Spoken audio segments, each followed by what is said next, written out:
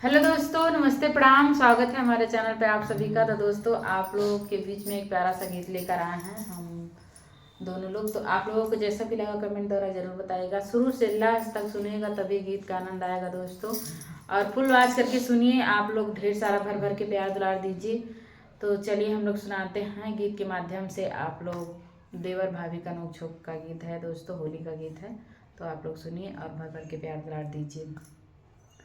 होली खेले लागे हो, होली खेले लागे देवरू हमार, भीजन लागे चोली। होली खेले लागे हो, होली खेले लागे देवरू हमार, भीजन लागे चोली।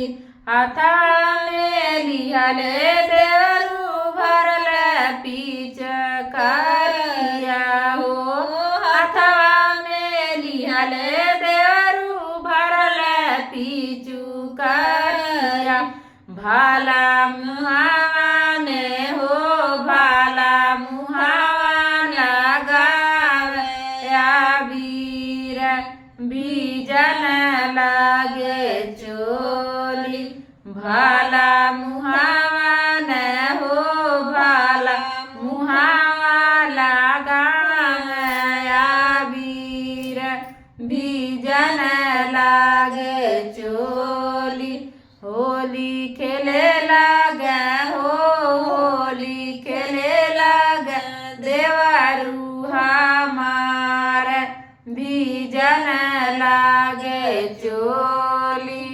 भरल पिचुकारी देवरू रंगे मोरा चोलिया हो, भरल पिचुकारी देवरू रंगे मोरा चोलिया।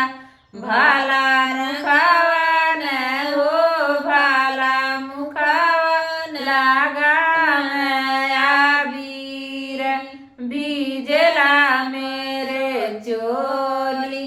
भाला मुखावन हो, भाला मुखावन लगावन आबीर, भीजला मेरो चोली।